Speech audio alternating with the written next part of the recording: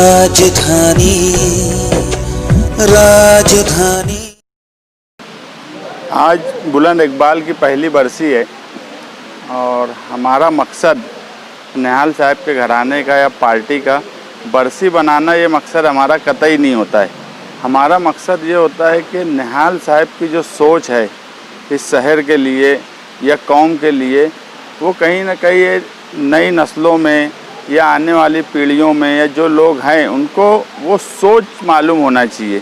क्योंकि आज हम देखते आ रहे हैं कि यार 20-25 साल से जो तरक्की की सोच एक चली थी शहर में कि यार बड़े बड़े प्रोजेक्ट होंगे, ये तरक्की है, जबकि आज बुनियादी सहूलत से भी हमारा शहर महरूम हो गया। और निहाल साहब की सोच हमेशा से यही रही कि तरक्की का मतलब ये है कि बुनियादी सहूलत, इंसान की जो बुनियादी सहूलत है वो मिलना चाहिए और जुल्म और नाइंसाफ़ी और फ़िरका परस्ती के ख़िलाफ़ हमेशा डटे रहना चाहिए।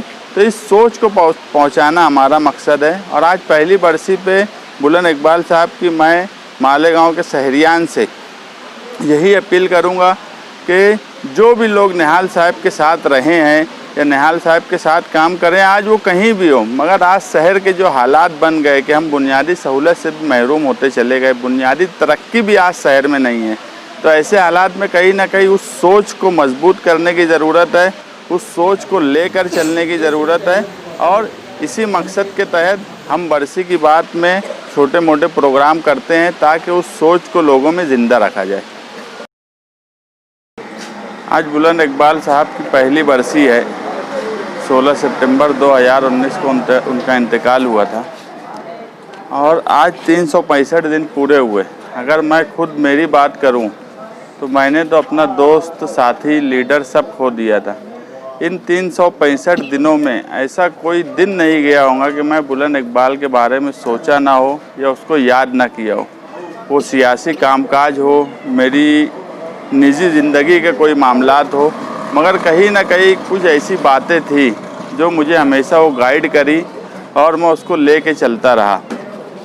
मेरे लिए आज भी मैं और शान इन 365 दिनों में हम दोनों कभी बुलंद इकबाल की बात भी नहीं करते कि अगर हम लोग एक दूसरे से बात भी करने लगते तो हम इमोशनल हो जाते। तो हम लोग कोशिश यही करते कि आपस में उसके ताल्लुक़ से ज़्यादा बात ही ना की जाए। नहीं, इतना हमारा दिली लगाव था। निहाल साहब के इंतकाल के वक्त का सवाल ऐसा था कि उस वक्त कहीं ना कहीं हम तैयार थे, या एक ज़हनी तौर पे एक बात थी कि एक उम्र का तकाज़ा है और एक जहन पुख्ता था उस बात को कबूल करने के लिए। मगर बुलंद इकबाल का जो मामला हुआ उसके लिए हम कतई तैयार नहीं थे। मगर उसके बाद हमने अपने आप को संभाला, निहाल साहब के घराने ने अपने आप को संभाला और हमने यही कोशिश की कि बुलंद इकबाल और निहाल साहब का जो सोच है या उन्होंने जो एक लाइन ली है इस शहर के लिए और कौम के लिए, अगर हम उसी के गम में कोई काम काज नहीं करेंगे या उससे बहुत ज़्यादा अपने आप पे ओढ़ लेंगे तो उनका जो कॉज है वो ख़त्म हो जाएगा। तो उसे कहीं ना कहीं कायम रहना चाहिए। और आज पहली बरसी के मौके पे पार्टी के वर्करों ने और हमदर्द और जिम्मेदारों ने अलग अलग प्रोग्राम बनाया। सिविल हॉस्पिटल गए, अली अकबर हॉस्पिटल गए और यहाँ पर आने की एक ख़ास वजह ये थी कि सूफ़ी साहब से निहाल साहब के फैमिली के गहरे मरासिम में रहे हैं और हमें हमेशा सूफ़ी साहब भी गाइड करते। आज हम जिस वक्त यहाँ खड़े हैं, ये लॉकडाउन और कोरोना के वक्त निहाल साहब के घराने हमारी पार्टी से हमदर्दी रखने वाले या काम करने वाले ऐसे कई लोग चले गए जिसकी खाना पूरी करना आज किसी के लिए मुमकिन नहीं है। मगर यहाँ जो भी मासूम सा कुत्ते के ज़िम्मेदारान हैं, हम उनसे यही गुजारिश करेंगे कि कभी भी वो हमें याद करें, हम उनके लिए काम करेंगे और हम उनको जब याद करें तो हमारे लिए खड़े रहें।